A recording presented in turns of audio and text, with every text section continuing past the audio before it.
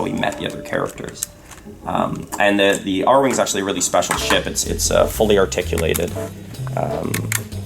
Here, of course, it's still completely modular, just like all the rest of the Starlink ships. So, you know, you can make your own custom R-Wing configuration if you want.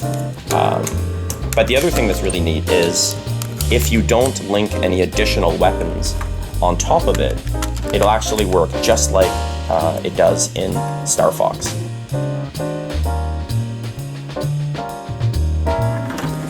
Yeah, I want to see how this physically fits on the controller. So this is actually a totally custom controller mount. It's in PC. You can see the Joy-Cons just slide right on there. Okay. And we actually worked super closely with Nintendo to make all this work. It communicates wirelessly, so even you know, if you had the Switch in tabletop mode, it would still work perfectly well. So, super happy to show you Starlink today. So Starlink is an open-world action-adventure game that puts you in control of a team called the Starlink Initiative as they take to the stars and head to the Atlas star system, which is in the Pleiades, about 400 light years away. And one of the really cool things about this game is it features these completely modular starship collectibles. And so I'll show you how they work. So, you know, the first thing you need to do in building a starship is to choose who's going to pilot it. So we have a bunch of different pilots here, and each of these pilots are fully voice acted. They bring a different kind of narrative and character to the story. But each of them also has a unique superpower. So like Judge here is an alien who has the ability to slow down time, which is a really, really great control ability. You can see as soon as I connect him to the controller, he's going to appear instantly in-game. Once I have a pilot, then I need to choose a ship that they're going to pilot. So as an example, I can take Zenith here. Now these are completely modular, so I can take them apart, connect the ship on, and right away, I'm going to load in for a sec, right away, here we are in Atlas. These extractors, they're doing so much And damage. I have to say, that's kind of cool. Yeah, so it's mounted right there. It's right at my fingertips. And the reason that it's right at my fingertips, oops, sorry. The reason it's right at my fingertips is because I actually interact and play with this all the time while I'm playing. So you can see that there's really a one-to-one connection. As soon as I put this wing on the ship, it's going to appear in-game. And not only is this customizing my ship visually, but it's also changing my abilities. So like these wings are adding more armor, more defense to the ship. And I have a ton of flexibility with how I can build and play. So I can mix and match parts from any of the different ships together. So I can put these parts on, but I can even stack parts. So say I wanted that armor that I had before, I can stack that right on. I can reverse parts. You know, no matter what I build here is going to be recreated right away in-game. Wow. And so, you know, I've got my ship, I've got some wings. Now I need some weapons to go down so I can equip the Shredder Gatling. It's a nice, like, medium-range weapon. I could put my Frost Barrage on. And I could head right down to this planet, Sonatus. So this is a completely open star system. These planets are real spherical planets. I can seamlessly travel from space down to the surface of the planet. I can circumnavigate around these worlds.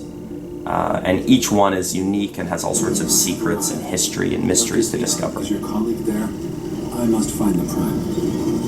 The Prime? I don't know. It was moving so fast. I sense fear, but you do not need to worry. We will take care of this. Do you know of a way to find it? No, wait. I don't know if it'll work, but the extractor it planted. You need to go there. So you can see each of these worlds is filled with things to discover. I can see an outlaw stronghold out in space that I could fly to. I can see this crashed spaceship down here. I'll explain later. For now, what can they do to help? Some ancient ruins off in the The distance. Prime Legion plants extractors. My theory is they maintain a connection. Oh, and there's some nice So if you can creatures sever those here. connections, the Prime should react, giving you its location. Don't want to scare this guy Destroy the off. extractors, then find the Prime. I understand.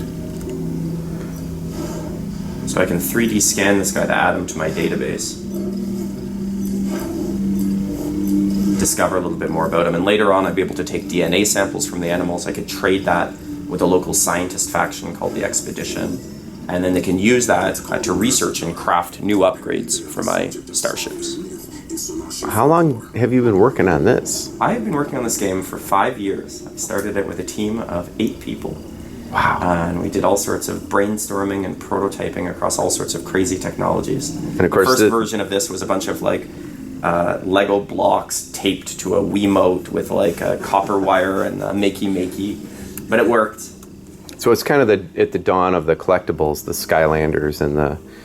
It was early on, but really for me, we were very much inspired by the toys of my childhood. A lot of these kind of 80s toys where they had these wonderful breakthrough innovations in toys and new ways to play and combine and transform. Well, I'm seeing Transformers. My favorite as a kid was a show called Centurions, toys called Centurions, Power Extreme. But I think there was a wonderful era of such kind of rampant innovation and creativity. And people would build these whole universes around those breakthroughs. So that was really one of the central inspirations for us. And then Switch came along. And the Switch came along, and the Switch was such a perfect fit for the game, right? The kind of modularity of the Switch and the modularity of the game. And so, we showed it to Nintendo, and very, very excited to start working on the Switch version. And ultimately that led to a really cool partnership where, we were able to not only bring the game to the Switch, but bring some iconic characters. So Fox McCloud and his legendary R-Wing starship. And so we were able to work very closely with Nintendo to bring Fox into Starlink. So he actually comes in the starter pack on Nintendo Switch. We have exclusive missions. You can play as Fox throughout the entire game. And he's really fully integrated as to how he came to Atlas, how he met the other characters. And the R-Wing is actually a really special ship. It's fully articulated. Here, of course, it's still completely modular, just like all the rest of the Starlink ships. So you can make your own custom R-Wing configuration if you want.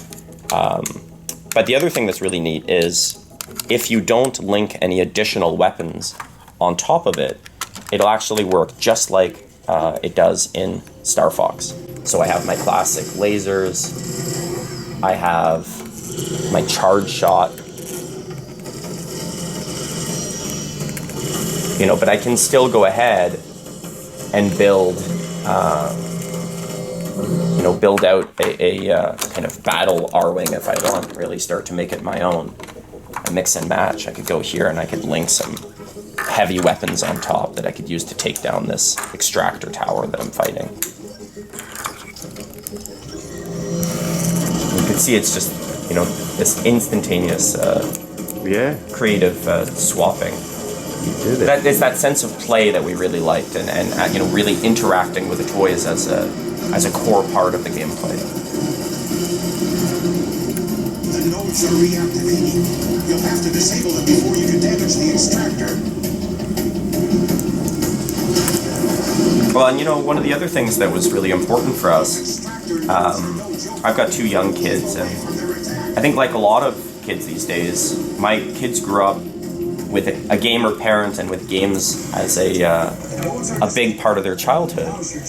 And a lot of traditional kids games these days really fill the purpose and aim to fill the purpose of being my first video game. They tend to be very they hold your hand every step of the way. They tend to be really kind of cartoony and very, very accessible, very linear generally. But what we're seeing is that a lot of kids and my kids as well, my daughter's 7 and she's beaten Zelda Breath of the Wild and she's beaten a lot of these kids games. And a lot of kids that are 7 or 8 are kind of finished with what would traditionally be considered a kids game, and they're looking for the next thing. And the unfortunate reality is that oftentimes that next thing is something that was never meant for them to play. Assassin's Creed or whatever it is, but they're not games that were intended for that audience. And so for us, what we're trying to do is we're trying to make a game that to kids, this is not a kids game. And so, we're really trying to, but, it still has a positive value. So it's kind of like so for the older gamer, it has, I'm kind of seeing Fortnite falling into that too, right? Or yeah, a little bit. There's very little in that space that is kind of hitting that. What's the ESRB rating? E10. Yeah. So maybe that's kind of what we're talking about is the E10. Good game, good quality games that has the physical, and I think that's another real key Absolutely, part of bring in younger players. And that having been said, when we built this kind of huge, deep, open world RPG to appeal to these kids, what we discovered is that there's a lot of people that like a huge, deep, open world RPG. So we've been really happy with the broad response to the game. But we know that maybe not everyone. We think the toys are really cool, but we know that maybe not. That's everyone. a cool looking spider monster. Oh yeah. I'm just gonna say it. We know that maybe not everyone wants to have the toys or play with the toys, so we totally support full freedom for how people want to play the game. No, I'm not doing very well at fighting him. Yeah, I'm distracted. So if you want to play the game digitally, you can. The toys are actually totally optional, and that is really great on the Switch because it means that I can play with the toys on my TV. That'll unlock digital versions of them, and then I can go on the go, take my handheld, still have access to my full collection, and just keep right on playing. Is this single play? It's split screen co-op, drop in, drop out, which is really, really great. I was playing with my daughter the other day, and she got to the Prime, and had a really tough time at it, but it's great that I can just grab another controller, immediately jump in and help her out with that tough fight.